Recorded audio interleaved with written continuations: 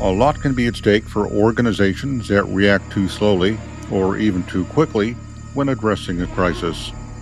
I'm Edward Segal, a leadership strategy senior contributor for Forbes.com and author of the best selling and award winning book, Crisis Ahead: 101 Ways to Prepare for and Bounce Back from Disasters, Scandals, and Other Emergencies. As recent events have shown, speed is an important factor when responding to a crisis. A good example is the Federal Emergency Management Agency and how quickly it has jumped into action in the aftermath of recent floods, hurricanes, and other damaging nature-related events across the country. How prepared is your agency or business to react in a timely manner to a crisis? My guest today is Rick Alcantara, a crisis communication expert. He'll discuss why the speed at which companies and agencies respond to a crisis can help or hamper efforts to resolve the situation. Well, thanks for joining me today on Crisis Ahead, Rick. Sure, thank you. Glad to be here. Tell me, why does speed matter when responding to a crisis? Well, the situation can really unravel pretty quickly if you're not prepared, and if you don't have a plan in place and you're not anticipating what could go wrong, the worst possible thing could go wrong.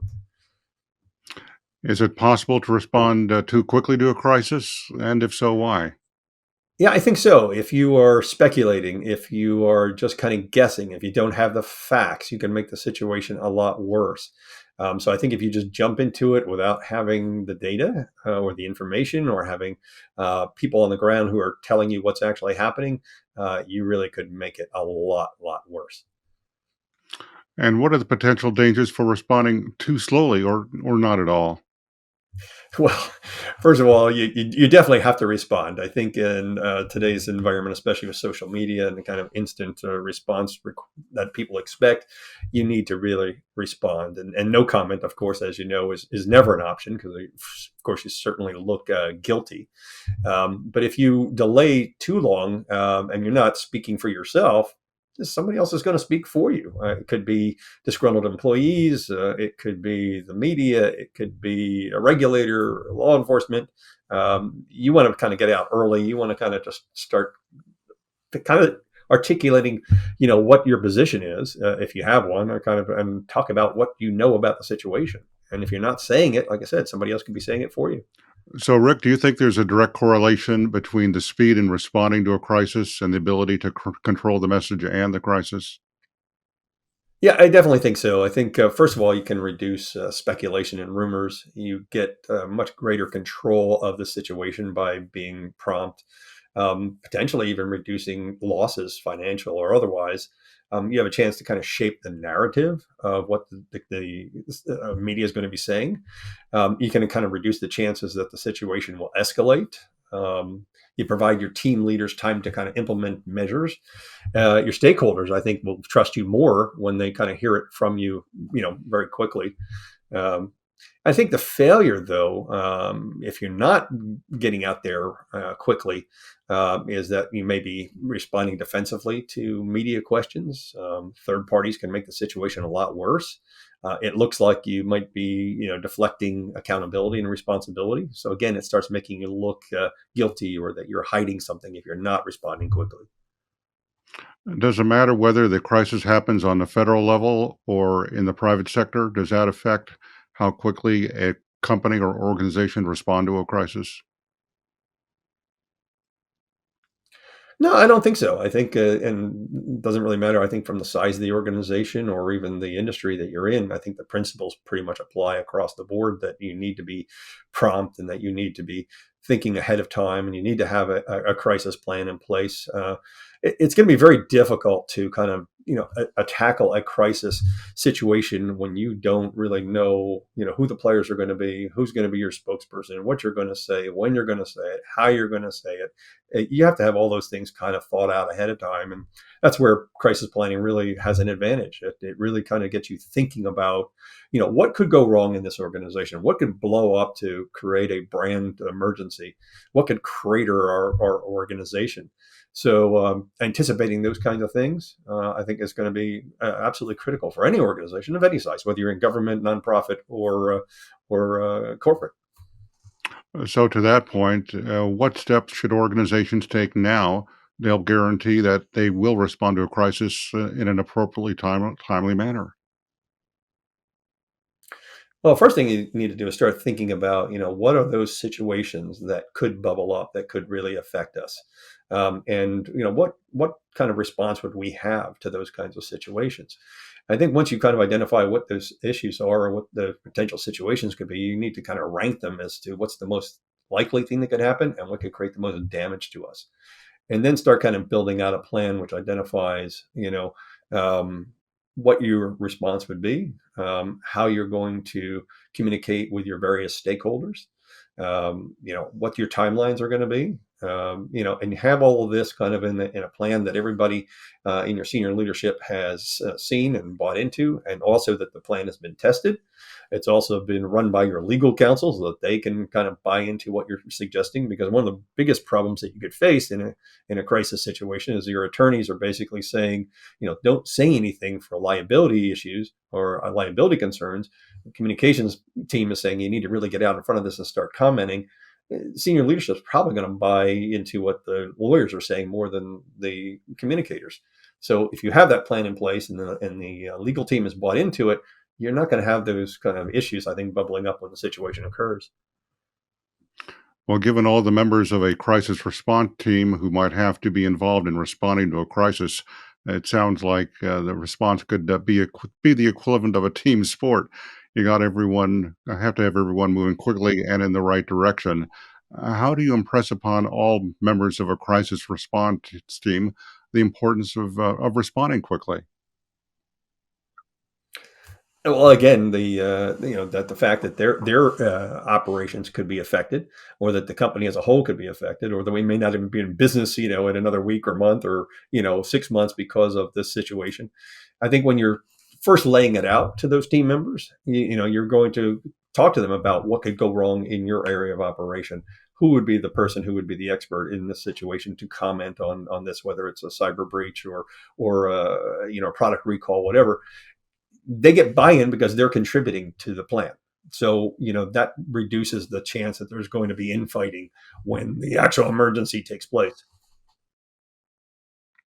Can you cite some current examples in the government and private sectors of organizations that either responded too quickly or too slowly, or responded at the pace that they should have? Well, definitely when you look back a year or two ago, when you're looking at the COVID response that the government had, there was a lot of mistakes. They didn't get out in front of it quickly. There was a lot of misinformation. It became a very political issue as opposed to a healthcare issue. The healthcare experts were being questioned. There was just a lot of speculation. I think the delays in communication not only cost credibility to the government, but it actually cost lives. To me, that was one of the biggest failures of the government's COVID response. Do you have any observations about how quickly the Department of Defense responded to the recent discovery of leaked documents? I think that they've done a pretty decent job of getting out in front of it. They've talked about it. They basically said, and the president's come out and said, this is important, and we're going to get to the bottom of this. We're going to figure out who was responsible and make them accountable. That they're going to put measures in place to make sure that these kinds of things don't happen in the future. I think where the breakdown has occurred is that the Pentagon has basically come out and said, "Oh, we're shocked. How could this happen?" And I think it's a lack of accountability. I think it's a lack of anticipating, that this could occur. It's hard to fathom that they wouldn't have built it into their crisis planning scenario. That what if this were to occur? What would we do? And so I think that's been a colossal failure because they just look bad. They look really bad in that sense. What about in the private sector? Do you think that Norfolk Southern responded in a timely manner to the derailment of railroad cars in Ohio? No, I do not. I think they basically tried to kind of put it over, I think, on the media and the public, just trying to say, oh, we are always conscious of safety and we're always interested in protecting, our communities. But I think they did a very bad job. They didn't respond promptly. They didn't answer the questions that the media were posing to them.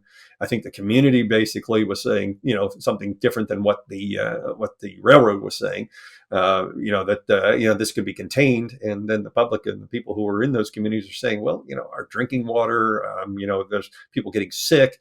I don't think those issues were addressed properly, and I don't know that they did everything they could do, and I don't know that they are have really completed, their mission there.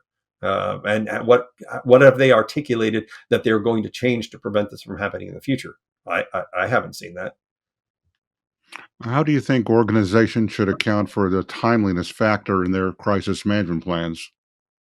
Oh yes, there absolutely needs to be a sense of urgency, and the I think the first piece of this is kind of having an understanding of what that issue is or what's bubbling up under the surface. I think if you're doing a proper job of monitoring what's going on in the world around you, you can anticipate some of these things, and then when you discover that there's something there, being able to move quickly and being able to get senior leadership involved, get your crisis team activated. So there really does need to be that sense of urgency in the development of the plan. It needs to be in the plan itself, and basically explaining exactly why you need to be out there.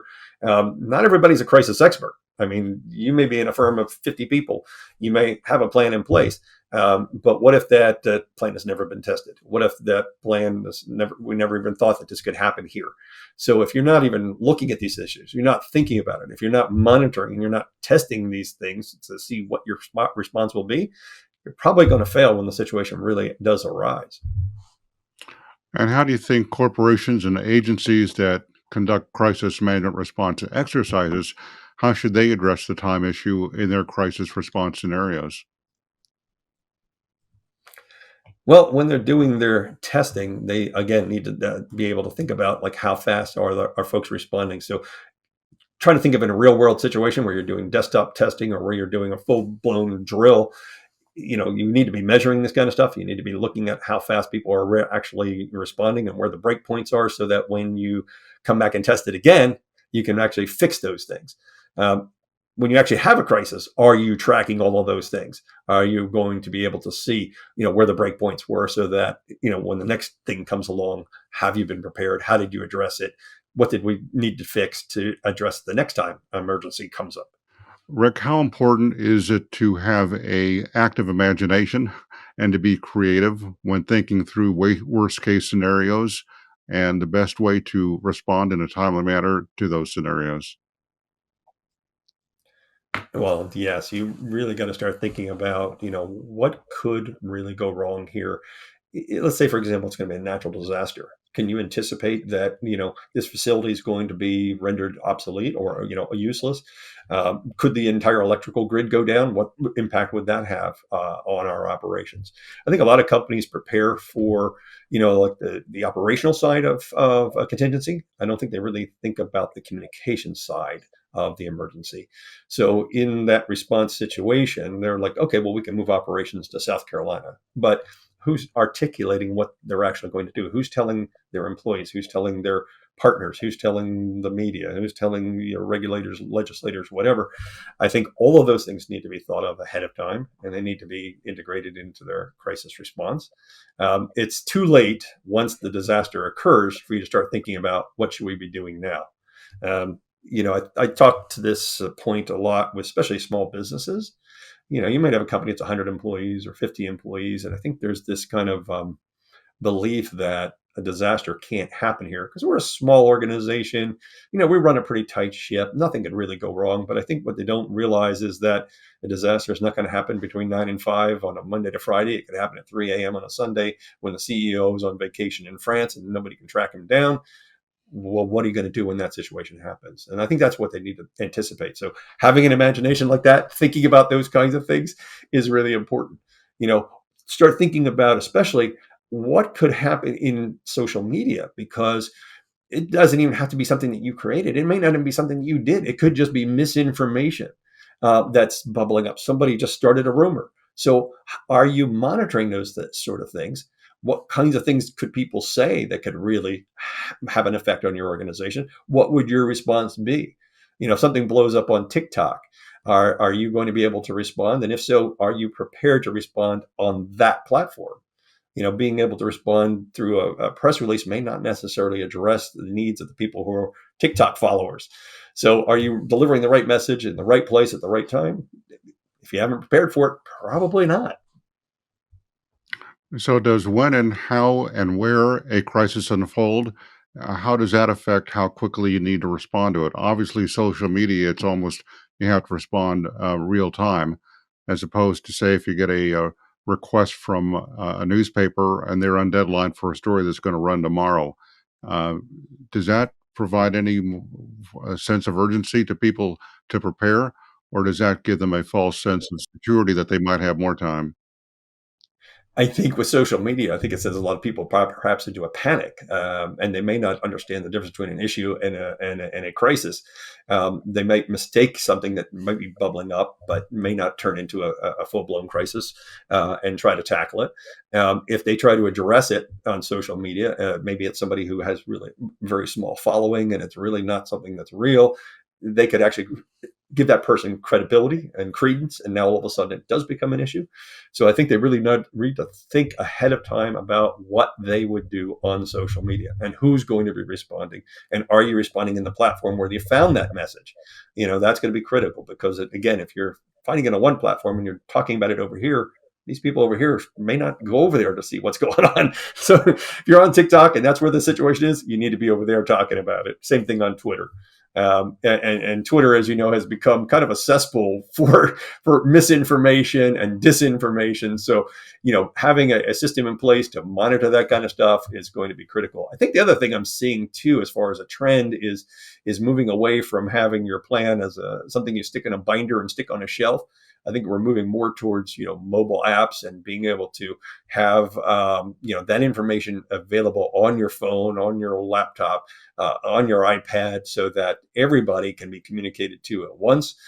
So, especially in a remote environment like this, having people be able to get that information, also being able to update that information a lot faster with a mobile application, as opposed to the binder, which may take a lot longer to update. So, being able to send that message out, being able to get the right information to the right people who need to be able to talk about the crisis situation is going to be critical. So I think we're going to see more and more of that happening, and less of the print binder kind of plans that you've seen in the past. For those in our audience that have not had to deal with a crisis or might not even have prepared a crisis management plan, can you take a deeper dive into what you said earlier in terms of the difference between an issue and a crisis? How will those who have never had to deal with a crisis know the difference and know what's important? Well, I think two of the biggest things as far as the difference is the emotional impact that the situation could cause, and what's the potential impact? Who's going to be affected by this? If it maybe it only affects one or two people, maybe it's not going to be as big of an issue. If it's going to affect a lot of people and it's going to be very emotionally charged, I think that's something you really start thinking about, because I think a lot of people, especially on social media, are not operating on facts; they're operating on emotion. So we need to be able to address those things. When it comes to preparing crisis response scenarios, how do companies and organizations build into that response the timeliness factor? Well, I think by having the right people in place and being able to identify exactly what needs to happen. So this is the sequence of events that's going to occur. So this is the person or persons who can activate the crisis response team. This is what we're going to do first. This is what we're going to do second. This is what we're going to do third. So that needs to be built right into the plan itself. Companies and organizations can learn from various industries and professions on the best practices for responding to a crisis. And certainly the world of sports has a lot to share and a lot of good lessons to learn from. What's happened recently, for example, in the NFL, in terms of their response to a crisis that could be instructive for our audience? Well, if you look back to January of 2023 and that game between the Bills and the Bengals, Damar Hamlin was making a tackle. It got up from the tackle and then all of a sudden fell over and then was in the cardiac arrest. Within about 10 seconds, the Bills trainers were out there and the physicians were treating him. Within about 5 minutes, there was an ambulance there. Now, the NFL has an emergency response plan, and they actually activated the response plan. But people who were watching the game didn't know that. So it was still another maybe 20 minutes later before the Bills coach sent his players to the locker room. It wasn't until about almost 10 o'clock before the league actually announced that the game is going to be postponed. So even though the NFL received rave reviews for the response on the medical side of things, they took a beating, I think, for that delay of announcing that the game was going to be postponed. There was still a lot of speculation, especially the media that was covering it. ESPN was basically saying, is this game going to continue? They had the cameras in the locker room. You see the referees talking to the coaches and the players just heading to the locker room.